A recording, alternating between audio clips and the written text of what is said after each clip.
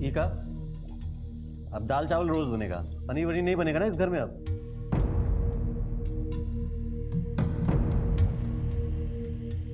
रोटी में भी घी नहीं लगा है। का हो, पहली तारीख बीत गई, उसके बाद भी 10 दिन ऊपर हो गए। अरे हमारी हथेली में चवन्नी तक नहीं रखी तुम दोनों ने, और पनीर चाहिए का? हाँ, चुपचाप जो बनाए खा के उठ जाओ। अम्मा, अब हम भी क्या करें, अभी तक तनख्वाह ही नहीं मिली है।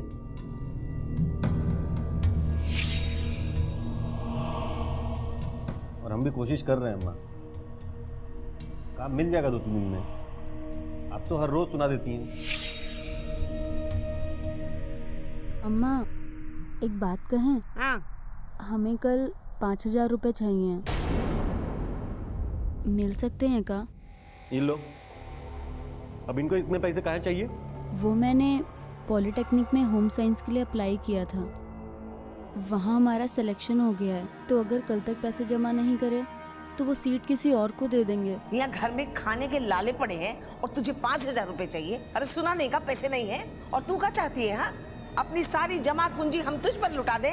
चुपचाप एक बात कान खोल के सुन ले, जितना पढ़ाए हैं उतना बहुत हो गया, बस अब और नहीं। शादी करके चुपचाप निकल जाओ इधर से। माँ जी, मैं क्या कह रही थी, एक बार उसकी बात तो सुन तुम तो लीजिए। चुप करो, हमारे घर के मामले में बिल्कुल मत बोलो, समझ गई? माँ, मैं पढ़ना चाहती हूँ। अरे कह दिया ना हमने, बस हटो इधर से। अरे हट। माँ सुनो तो। माँ, कहा मामा, सुना नहीं माने का कहा। अब देख, हमारे पास पैसे हैं नहीं, यहाँ अगर तुम्हारे पास कहीं से जुगाड़ हो जाए, किसी से उधार मांग लो तो मांग लो, हम लोग पढ़ने से थोड़ी ना रोक रहे हैं तुमको।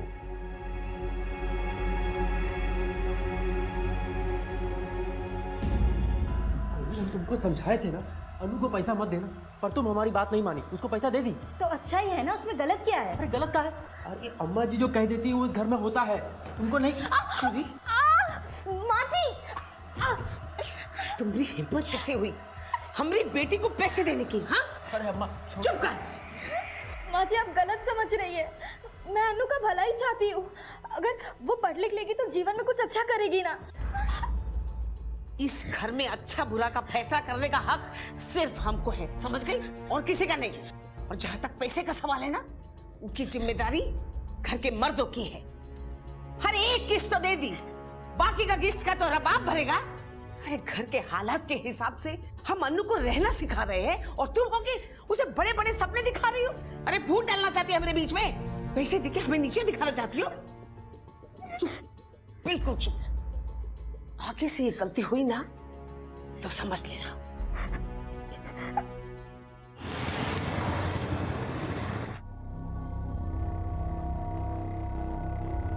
नमस्ते जी।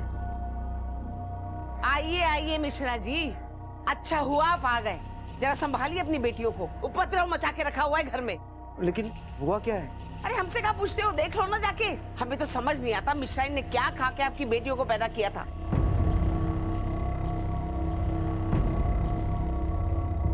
चलो देखिए, समझाइए, हमारी बात तो सुनती नहीं है। जी जी, मैं समझाता हूँ। कोयल बेटा, जिस बात से परिवार परेशान हो वो नहीं करना चाहिए। पापा, आप मुझे एक बात बताइए, आपने हमें पढ़ाया लिखाया, आपने हमें इस काबिल बनाया ताकि हमारी फैमिली को ज़रूरत पड़ने पर हम उन्हें सपोर्ट कर सके, है ना? मैं वही कर रही हूँ जो आपने मुझे सिखाया है। घर में 2 पैसों की सेविंग्स नहीं है। पापा, मैं बस इतना चाहती हूँ कि सबको एक बेहतर जीवन मिले। कोयल बेटा, तुम्हें जो करना है करो, पर परिवार को साथ में लेके चलो। जड़ों के बिना पेड़ का कोई वजूद नहीं होता बेटा। जी पापा, बस आप मुझ पर विश्वास रखिए। आज सब थोड़ा नाराज है, पर कल जब पैसे आ जाएंगे तब सब मान जाएंगे, सब कुछ ठीक हो जाएगा। पापा, वो पार्लर शुरू करने के लिए आपने जो मुझे गहने दिए थे ना, वो मुझे गिरवी रखने पड़ेंगे। आई एम सॉरी पापा। कोयल बेटा, तुम मेरी कोहिनूर हो, मुझे तुम में चमक दिखनी चाहिए। अलका बेटा, इसका ख्याल रखना। जी पापा।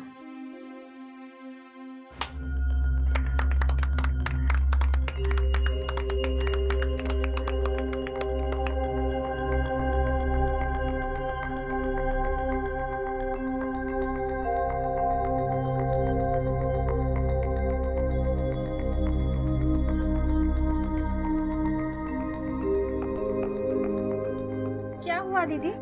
आज मेरे जीवन का इतना बड़ा दिन है, अगर घर वाले आ जाते तो। कोई बात नहीं दीदी, हम सब लोग हैं ना आपके साथ। चलिए अब अंदर चलते हैं।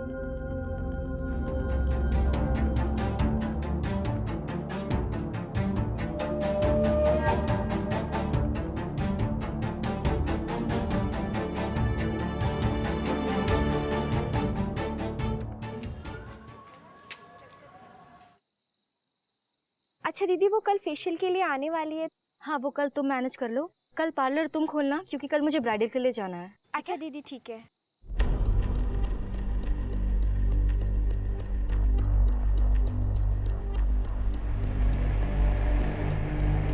पांडे, नाम क्या तेरा?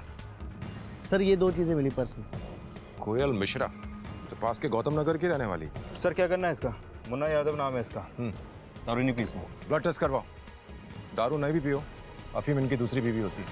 Okay sir. ये अकेली लड़की इस सुनसान इलाके में कर क्या रही थी? ये यहाँ पे खुद आई थी या फिर इसे कोई लेके आया? पांडे, मुझे ये नॉर्मल एक्सीडेंट तो नहीं लग रहा है। एक काम करो, बॉडी को ऑटोप्सी के लिए भेजो और इसकी फैमिली को इन्फॉर्म करो। Okay sir.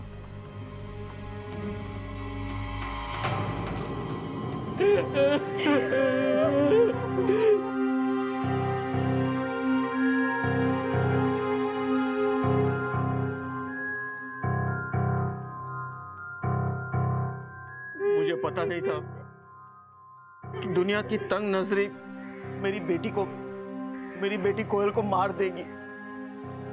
मैंने तो सिर्फ उसे जीना सिखाया था। पापा, आपने हमें पढ़ाया लिखाया, इस काबिल बनाया ताकि हमारी फैमिली को ज़रूरत पड़ने पर हम उन्हें सपोर्ट कर सके। कोयल बेटा, तुम्हें जो करना है करो, पर परिवार को साथ में लेके चलो।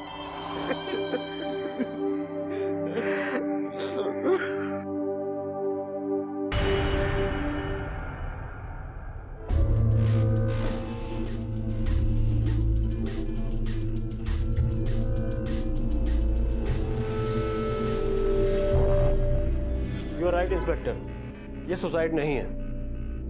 मुझे भी लगा था डॉक्टर, क्योंकि जब मैंने उसे देखा उसमें कोई मार्क्स दिखाई नहीं दिए थे सिवाय एक चेन के मार्क के। बिल्कुल, पहले उसका गला घोटा गया है और फिर उसे रोड पे फेंका गया है। और गला घोटने में ना कोई रस्सी का यूज हुआ है और ना हाथ का, किसी फ्लैट चीज से इसका गला दबाया गया। प्रेशर इतना हैवी था कि गले की पूरी हड्डियां टूट गई। एक सेकेंड, ये देखिए, ट्रक उसके पूरे बदन के ऊपर से गुजर गया, पर उतना खून नहीं निकला जितना एक्सीडेंट में निकलना चाहिए। इसकी सिर्फ एक वजह हो सकती है कि मौत काफ़ी पहले हो चुकी थी। एक्सीडेंट हुआ है करीब 1 बजे, पर 9 साढ़े 9 तक ये मर चुकी थी। एक बात और इंस्पेक्टर, कुछ मार्क्स और भी मिले हैं जिसे लगता है कि पहले इसका गला दबाया गया है, फिर गले से चेन खींची गई। May be robbery. पांडे, इस लड़की के पर्स में पैसे नहीं मिले ना? नहीं सर। अगर रॉबर्ट चाहता तो ये पैसे और चेन तो वो चाकू की नोक पर उसे धमका कर भी ले सकता था। उसे मर्डर करने का रिस्क उठाने की क्या जरूरत थी? नहीं पांडे, ना तो ये सुसाइड है और ना ही रॉबरी।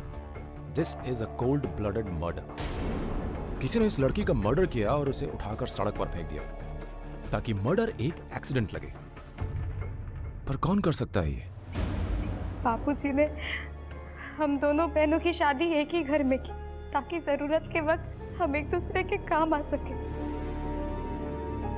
यही सोचकर हम दोनों ससुराल आए थे।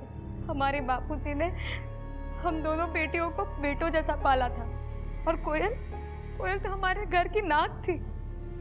उसकी सोच हमेशा से आगे रही। नंदू, इसे अंदर ले जा।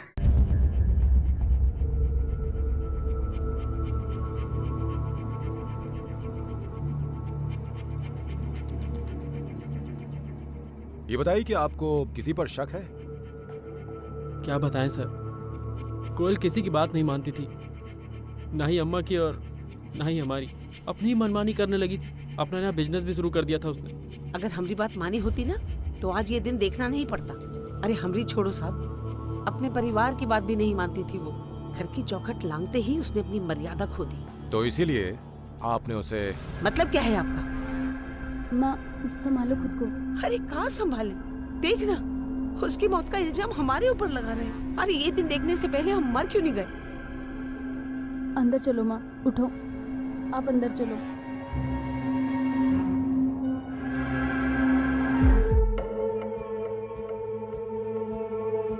हरीश, ये बताइए कि आपने अपनी पत्नी को आखिरी बार कब देखा था? सर मैं तो सुबह ऑफिस निकल गया था, उसके बाद ही वो घर से गई थी और फिर घर लौटी नहीं। वो घर नहीं लौटी तो आपने उसे ढूंढने की कोशिश नहीं की? सर उसके आने का कोई फिक्स टाइम नहीं था, किसी शादी वादी में चली जाती थी तो काफ़ी देर रात घर आती थी, कभी कभी तो सुबह के 4 बज जाते थे। इसी वजह से सब लोग उसके बारे में उल्टा सीधा बोलने लगे थे। आपको भी उस पर शक था? नहीं सर, चाहे कोई कुछ भी कहे, पर वो ऐसी औरत नहीं थी। ठीक है, हमें कुछ इन्फॉर्मेशन मिलेगी, हम आपको बताएंगे। पांडे, कोयल के पति हरीश के मुताबिक कोयल की लाइफ में सब कुछ ठीक था, लेकिन मुझे यहाँ कुछ मिसिंग लग रहा है। ये लोग जरूर कुछ न कुछ छुपा रहे हैं। हरीश ने बताया कि कोयल पार्लर गई थी और उसके बाद घर नहीं लौटी, तो कहाँ गई?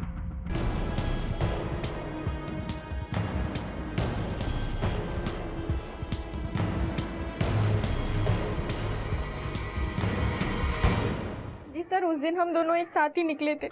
कल पार्लर तुम खोलना, क्योंकि कल मुझे ब्राइडल के लिए जाना है। यानी कि उनका दिन प्लान था? रोज प्लान रहता है सर। हमारी दीदी बहुत अच्छी थी, पर क्या? दूसरों के दिलों में सर उनके लिए बहुत इज्जत थी, लेकिन अपनों से ही दूरी थी। सर वो कभी किसी को बताती नहीं थी, लेकिन उनके हाव भाव से सब पता चलता था। दीदी ने शिवा को भी नौकरी से निकाल दिया। मेरे पूछने पर भी उन्होंने कुछ नहीं बताया। शिवा? कौन शिवा? सर हमारे यहाँ ब्यूटी प्रोडक्ट बेचता था। ठीक है, उसका पता दीजिए। और हाँ, अगर किसी और पे कुछ शक है तो हमें बताइए। जी हाँ सर, कुशल सिंह। अगर मैंने तुम्हारी डील नहीं ली होती ना तो तुम कहीं की भी नहीं होती, समझी? देखो, हमारी एक डील थी और मैं आज भी उसके साथ खड़ी हूँ। तुम्हें इससे गुंडों के जैसे बात करनी है तो करो, मुझे कोई फर्क नहीं पड़ता, जो करना है कर लो। ये तेवर बहुत भारी पड़ेंगे तुम्हें, देख लेना। पता नहीं सर क्या प्रॉब्लम था उसका। अच्छा, हमने सुना है कि तुम्हारी दीदी पार्लर के अलावा भी कुछ और... सर आपने जो सुना वो सच नहीं है। हमारी दीदी बहुत ही चरित्रवान औरत थी, उन्हीं से मैंने ट्रेनिंग ली है। लेकिन ये समाज ही ऐसा है, जो भी औरत आगे बढ़ना चाहती है उसी के ऊपर कीचड़ उछाला जाता है।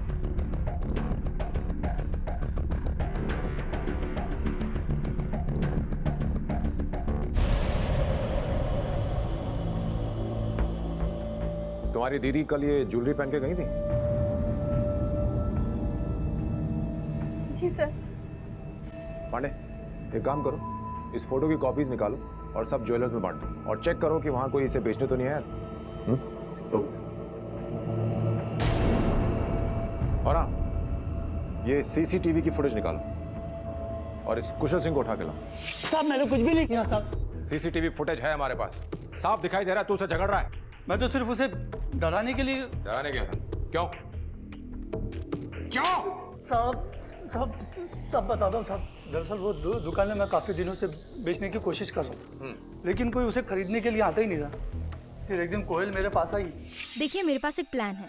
मुझे आपकी जो खाली दुकान है ना, वहाँ पे एक ब्यूटी पार्लर खोलना है, और यहाँ आसपास में कहीं ब्यूटी पार्लर है भी नहीं, और किराया देने की जगह पे मैं आपको मेरे बिजनेस का 20% का पार्टनर बना देती हूँ। इससे जब बिजनेस बढ़ेगा तब आपके पैसे भी बढ़ जाएंगे। उसके बाद क्या हुआ? फिर उसका धंधा निकल पड़ा। 1 मिनट के लिए भी उसका पार्लर खाली नहीं रहता था। तो तेरे पेट में आग लग गई? नहीं साहब, मैं तो सिर्फ उसे ये कहने के लिए गया था कि तुम इतना कमा लेती हो, मेरा मार्जिन भी 30% कर दो, लेकिन उसने मना कर दिया। यानी तूने उस लड़की को धमकी दी, वो फिर भी नहीं मानी, तो तूने उसके खिलाफ अफवाहें फैलाना शुरू कर दी? नहीं सर, ऐसा कुछ भी नहीं है। उसका बुरा करने में मेरा ही नुकसान था। अगर उसे मार देता, जो 20% मिल रहा था वो भी नहीं मिलता। क्यों? उसके मरने के बाद पूरा पार्लर तेरे नाम होता ना? नहीं साहब, पढ़ी लिखी औरत थी, पहले से सारा पेपर वर्क कर रखा था। जमीन मेरे नाम पे और बिजनेस उसके नाम पे। 80% उसका और 20% मेरा। अगर उसे कुछ भी हो जाता तो उसका सारा हिस्सा उसकी बहन अलका के नाम पे चले जाता। मेरा तो उसका जिंदा रहने में ही फायदा था।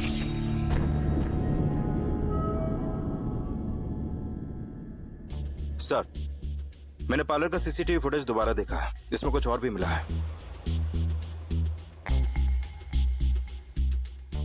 सर ये देखिए, लगता है ऐसे ही निकाला है काम से। पांडे, अगर यही वो आदमी है जिसे कोयल ने नौकरी से निकाला था और इन दोनों के बीच इतनी कहासुनी हुई थी, तो ये कुछ भी कर सकता है। एक काम करो, इसे उठाओ। सर,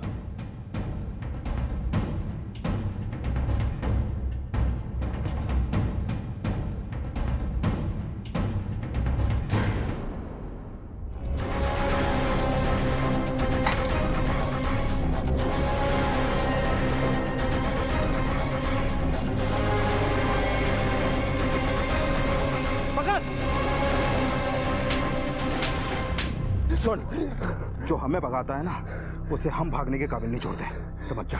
चल।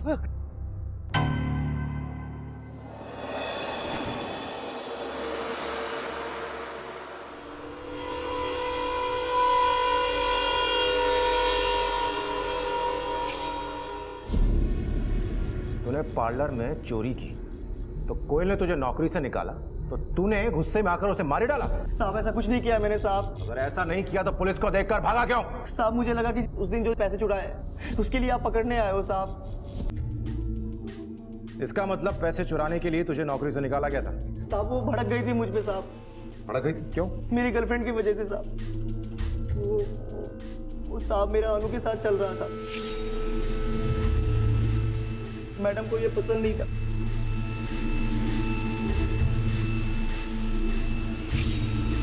उसने बोला कि ब्रेकअप कर लो, और वैसे भी मुझे उसमें इंटरेस्ट नहीं था, तो मैं मान गया।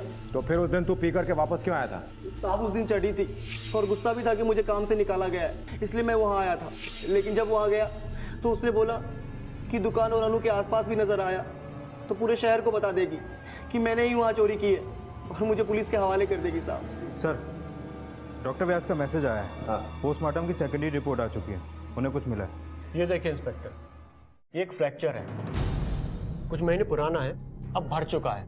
इस तरह के इंजरीज को हम डिफेंसिव वुंड्स कहते हैं। उसने किसी अटैक से बचने के लिए अपने हाथ का यूज किया। आपके कहने का मतलब है कि कोयल के ऊपर इससे पहले भी हमला हो चुका है? हो सकता है, पर इस तरह की इंजरीज अक्सर डोमेस्टिक वायलेंस के विक्टिम की बॉडी पे पाई जाती हैं। पांडे, अगर कोयल डोमेस्टिक वायलेंस का वाकई शिकार हो रही थी तो हमें उसकी डिटेल्स चेक करनी पड़ेगी। एक काम करो, तुम आसपास के अस्पतालों में नहीं, इस आलते में पैर रखिए, फिर आगे आइए।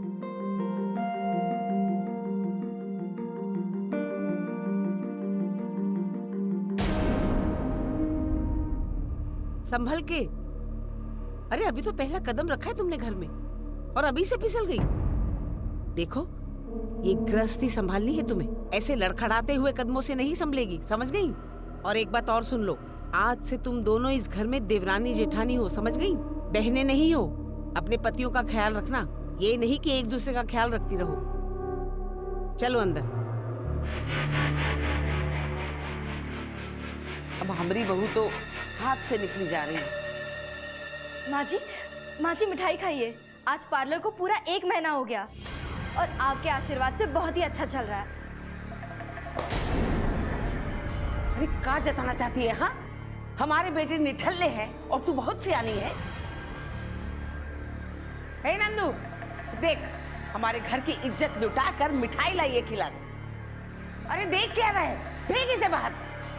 इतने बुरे दिन नहीं आए हमारे कि बहुओं की कमाई की मिठाई खाएं। अब जा, खड़ी गया इधर।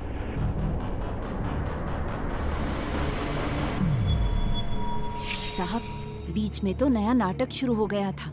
फूलमती को गुस्सा आ रहा था कि कोयल का अन्नू के ऊपर गलत असर पड़ रहा है। बार बार कहती थी कि वो उसकी बेटी को बिगाड़ रही है। साहब, कोयल ने ब्यूटी पार्लर क्या खोला, उसके तो परेशानियों के रास्ते ही खुल गए। फूलमती जी को नंदू के जुए के पैसे से कोई आपत्ति नहीं थी, लेकिन कोयल की मेहनत की कमाई से उसे उल्टी हो जाती थी। सब पड़ोसियों के माने तो ये घर जितना साफ सुथरा दिखता है उतना है नहीं। रिश्तों में काफी दुर्गंध फैली है सब। बिल्कुल। अच्छा, तुमने बताया था ना कि इस नंदू को जुए की आदत है।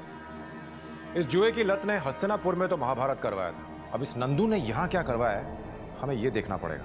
मैंने क्रॉस चेक किया तो पता चला कि नंदू रोज जुए में 500 से 1000 रुपए तक हारता है। काफी कर्जा है उस पर। सर यहाँ के लोकल हॉस्पिटल से कोयल के कुछ रिकॉर्ड्स मिले हैं।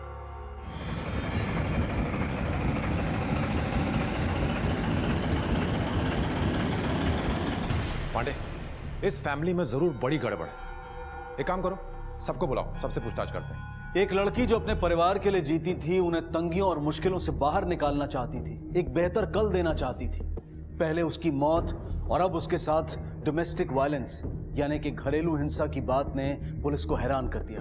लेकिन अब भी पुलिस के सामने कई चुनौतियां थी, कई सवाल थे और पुलिस पूरी ताकत के साथ जुटी थी इस जुर्म की जड़ें तलाशने में। हरीश, जब हमने तुमसे पहली बार पूछा था तो तुमने बताया था कि तुम्हारी फैमिली में सब कुछ ठीक ठाक है, पर तुम्हारी माँ तो कोयल से नाराज थी। वो चाहती थी ना कि तुम्हारा और कोयल का बच्चा हो। तो फिर ये अबॉर्शन क्यों करवाया? बच्चे को लेकर कोई शक था? देखो हरीश, चुप रहने से काम नहीं चलेगा। हम लोग अच्छी तरह जानते हैं कि तुम और तुम्हारा परिवार मिलकर कोयल को पीटते भी थे। हाँ साहब, एक बार गुस्से में आके मैंने उसको मारा था। साहब, मैं बच्चा चाहता था अपनी माँ को खुश देखने के लिए, पर वो हमारी बात मान ही नहीं रही थी।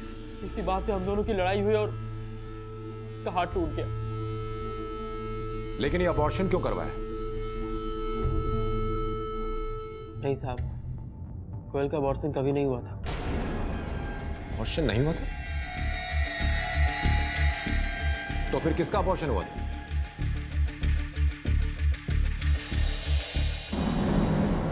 मैं बहुत परेशान थी और कोयल भाभी मेरी सारी प्रॉब्लम्स का सलूशन थी, तो उनसे मिलने में एक दिन पार्लर गई। मैं जानती थी कि शिवा शादीशुदा है और वो सिर्फ तेरे जज्बातों के साथ खेल रहा है, इसलिए मैंने तुझे उससे दूर रहने को कहा था। अच्छा, तुझे अबॉर्शन कराना है ना? हाँ। मैं करा दूंगी, लेकिन इस तरह अपने परिवार से छुपकर नहीं। नहीं भाभी, घर में कुछ मत बताइए, मार देंगे, सिर्फ मुझे मार देंगे। गलती करके उसे छुपाना नहीं चाहिए, बल्कि उसे स्वीकार करके उस गलती को दोबारा दोहराना नहीं चाहिए। तो भाभी के कहने पर मैंने घर वालों को सब बता दिया, और जैसा कि मैंने उनसे कहा था ठीक वैसे ही हुआ। घर में आफत टूट पड़ी। बोले थे ना हम तुमको, बिगाड़ के रख दिया हमारी छोरी को। अरे पहले उनको भर्ती करा दिया पॉलिटेक्निक में, फिर चटक पटक वाली चीजें ला के दी थी। क्या समझा था? हाँ, हमें पता नहीं चलेगा? इससे पहले कि इस घर में कुछ बवाल हो जाए, कुछ ना कुछ करना होगा। ए लड़की, एक बात कान खोल के सुन ले, इस घर के बाहर एक कदम भी अकेले नहीं रखना जब तक तेरी शादी नहीं हो जाती।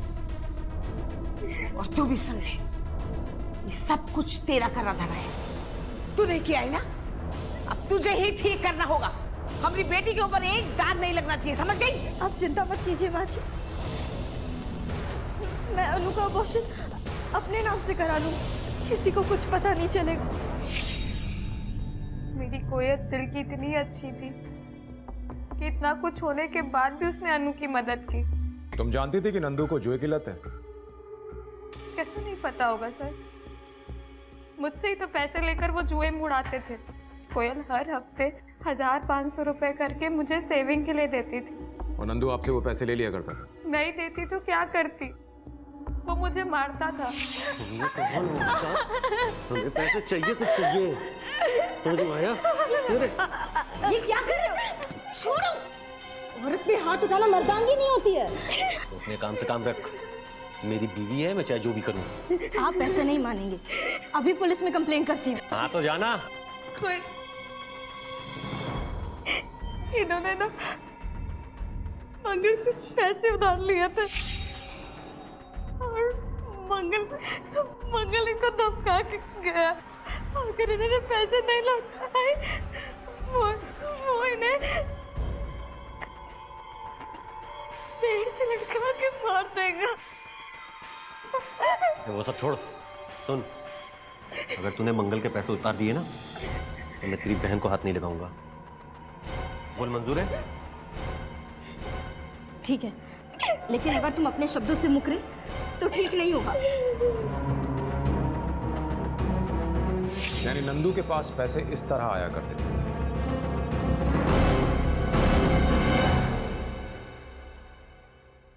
सर, मैंने मंगल से पता किया, नंदू को वाकई में मंगल को 60,000 रुपए चुकाने हैं, जो कि उसे पार्लर का सामान बेचने के बाद बड़ी आसानी से मिल सकते हैं। पांडे, कोयल की मौत से अलका के बाद अगर सबसे ज्यादा फायदा किसी को है तो वो है नंदू। सर एक आदमी पकड़ा गया है जो कोयल के चोरी के गहने बेच रहा था।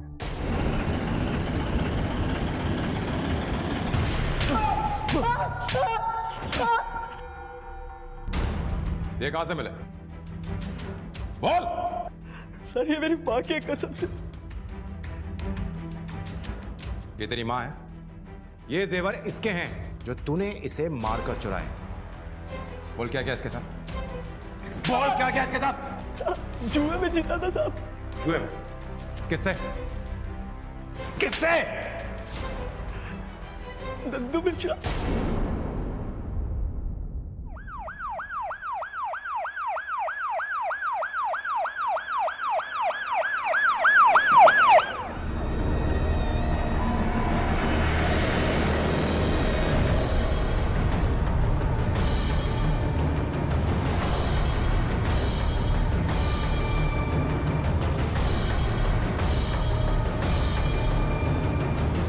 बॉडी को उतारो नीचे।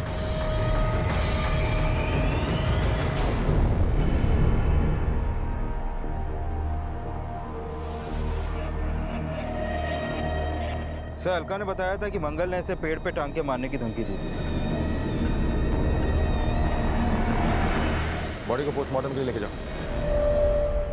क्यों रे मंगल, नंदू को तू नहीं मारा ना? आपको क्या लगता है साहब, मैंने नंदू को मारा पेड़ से टांग कर? धमकी तो तूने ऐसी दी थी। कभी किसी को पेड़ से लटका कर देखे हैं? बहुत मेहनत लगती है। नंदू को तूने धमकी दी थी कि नहीं? साहब आपकी ये चीज मैंने ली, अब आप इससे वापस मांगेंगे तो ये कोई धमकी है? मेरा पैसा था, मैंने मांगा, बस। अब नंदू को कौन पेड़ पर टांगा, कौन लटकाया, कौन पहुंचाया, मुझे नहीं मालूम। वैसे साहब जिस दिन मैं किसी को लटकाने के लिए सोच लिया ना, 10 साल तक पता नहीं चलेगा कि आदमी मर गया। बस उस समय तक सिर्फ मिसिंग। जिस दिन कानून की गिरफ्त में आएगा ना तो तेरी सारी अकड़ धुआं हो जाएगी। अभी दफा आउट। जय Shri Ram.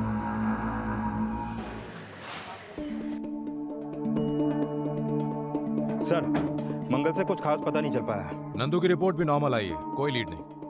On second thought Pandey, मंगल नंदू को क्यों मारेगा? देखो नंदू ने जरूर मंगल को बता दिया होगा कि कुछ ही महीनों में वो अलका से कोयल का सारा पैसा लेकर उसे दे देगा, तो वो इंतजार करता। वैसे भी नंदू को मारकर उसे पैसे तो मिलने वाले नहीं थे। सर हो ना हो इसमें किसी अपने का ही काम है। राइट। साहब साहब साहब, हमारे परिवार को किसी की नजर लग गई है। पहले मेरी बहू मरी, फिर मेरा बेटा, और अब मेरी बेटी पता नहीं कहाँ चली गई है। सर अनु गायब है और उसके कमरे से चिट्ठी मिली है। अब मिश्रा परिवार की नाक कटेगी। माँ जी जरा ध्यान से सोचिए और बताइए कि आपके परिवार से किसी की कोई दुश्मनी तो नहीं है? दुश्मनी? नहीं साहब, ऐसा तो कुछ भी नहीं है। चेतन, तुम इनके साथ जाओ और साथ ही रहना लगातार। माँ जी आप लोग जाइए, हम देखते हैं। पांडे इस अनु के फोन को सर्वेलेंस पे डालो, और जैसे ही उसका फोन ऑन होता है 1 सेकंड के लिए भी क्यों ना हो उसे ट्रैक करो और लोकेशन पता करो। क्या अन्नू का गायब होना भी नंदू और कोयल की हत्या से जुड़ा था, या फिर कोई था जो इस मौके का फायदा उठा रहा था?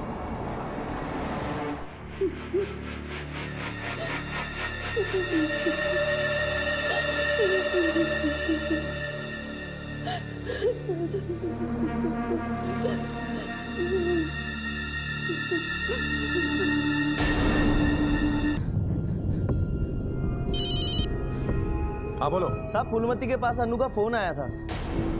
साहब बात पूरी हो पाती उससे पहले फोन कट हो गया। एक काम करो, उसका लोकेशन तुरंत ट्रैक करो और बताओ। जी साहब।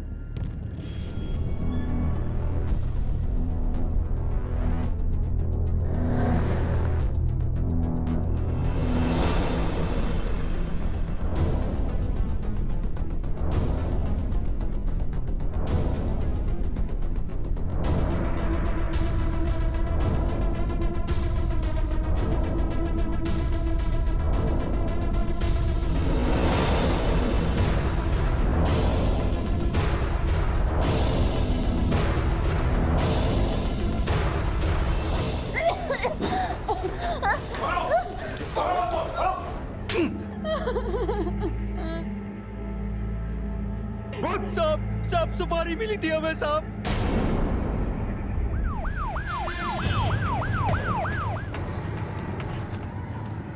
रुको, अरे क्या रुको। हुआ? क्या हुआ भाभी? मेरी तबीयत क्या हुआ भाभी? क्या हुआ आपको? भाभी आप ठीक तो है? क्या हुआ?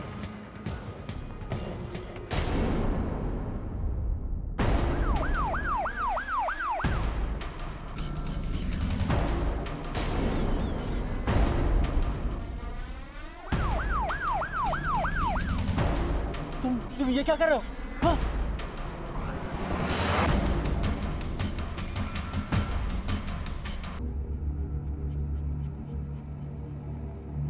मेरी बहन को मारने वाला राक्षस घर पे ही था और मैं इतनी बड़ी बेवकूफ कभी कुछ समझ ही नहीं पाई। पैसा कैसे हो जाएंगे आपके? अरे दीदी हमारी मरी, आपको कैसे पूरे पैसे मिल जाएंगे? हम बता रहे हैं, हम भी उतना ही जोखिम उठाए जितना आप उठाए हो। अब कौन कितना जोखिम उठाया है ना, इसका फैसला हम बाद में करेंगे। मेरी कोयल को नंदू और हरीश ने मारा था।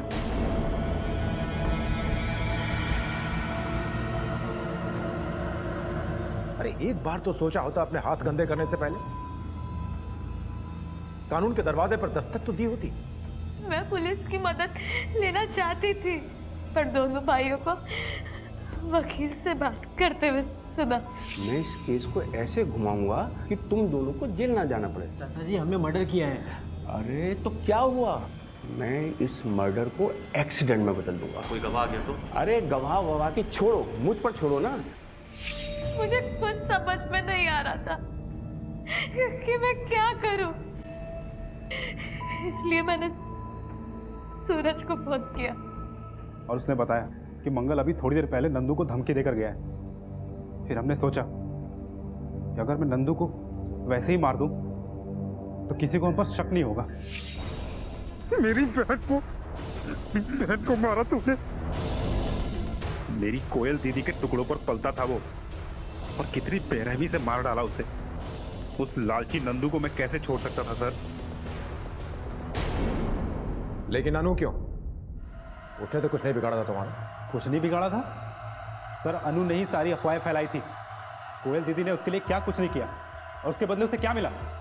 धोखा, बदनामी, विश्वासघात। अनु के अबॉर्शन के लिए कोयल ने अपनी परवाह तक नहीं की, लेकिन जब माई ने उसका घर से निकलना बंद करवा दिया, आज के बाद इस घर के बाहर एक कदम भी मत रखना अकेले। तो उसने उसका जिम्मेदार कोयल को ठहराया और उसके चरित्र पे गलत इल्जाम लगाए, उसके बारे में गलत अफवाहें फैलाई। अब देखो मैं आपका कैसे तमाशा बनाती हूँ, हर आदमी के साथ आपको जोड़ूंगी। और मुझसे ये चीज बर्दाश्त नहीं हुई, इसीलिए मैंने अनु को भी उठवा लिया। जितना बदनाम रखोगे तो पैसे मिलेंगे। जीते जीते उसकी इज्जत की नहीं, मरने के बाद तो उसकी इज्जत मत उतारो। उसने ऐसा इसलिए कहा था ताकि तुम्हारा जुआरी भाई मुझे ना मारे, कुछ अच्छा काम करे तो वो खुश होगी। लेकिन तू है तुम्हारी जिंदगी पे। तुम्हें तो डूब मरना चाहिए। तुम्हारी इस घटिया सोच ने न सिर्फ कोयल की जान ली है, बल्कि तुम्हारे पूरे परिवार का अंत कर दिया। अब तो तुम्हारी मां के कुल में कोई रोने वाला भी नहीं बचा। और तुम दोनों ने तो अपने पिता के संस्कारों का ही खून कर डाला। फूलमती को अपने परिवार के नाम की पड़ी थी, लेकिन अपने इस रवैये से उसने क्या हासिल कर लिया, क्या मिला उसे? अपना पूरा परिवार खो दिया उसने। हरीश को कोयल की हत्या के जुर्म में हिरासत में लिया गया है। सूरज और अलका को नंदू की हत्या, अन्नू के अपहरण और बलात्कार में दोषी ठहराया गया है। और ये सब कुछ सिर्फ इसलिए हुआ कि फूलमती ने अपनी बहू कोयल के नए नजरिए को समझने की कभी कोशिश ही नहीं की। और अगर की होती तो शायद आज सारा परिवार खुशहाल होता। ये केस हमारे समाज में फैले उस दोहरे नजरिए को दर्शाता है, जहां हम अपनी बेटियों को, अपनी बहनों को पढ़ाते तो हैं, लेकिन जब बारी बहुओं को आजादी देने की होती है तो हम पीछे हट जाते हैं। क्या हम वाकई औरतों को अपने समाज की तरक्की का भागीदार बनाना चाहते हैं? क्या हम वाकई उनकी सोच, उनके जीवन का सम्मान करते हैं? वक्त आ गया है कि हम एक बार फिर अपने अंदर झांक कर देखें और ये तय करें कि औरतों के प्रति हमारा नजरिया कहीं आज भी तंग तो नहीं है। हम रोजमर्रा की जिंदगी में औरतों को जिस तरह से देखते हैं वो कितना सही है और कितना गलत है। याद रखें, हमारी महिलाएं हमारे लिए शर्म नहीं बल्कि हमारी शान है। इसी विचार के साथ अब मैं अनूप सोनी आपसे विदा लेता हूं। फिर मुलाकात होगी अगले एपिसोड में और खुलासा करेंगे एक और जुर्म का। तब तक अपना और अपने परिवार का ख्याल रखें और देखते रहें क्राइम पेट्रोल डायल 100। सबक एक को सीख हम सबको। जय हिंद।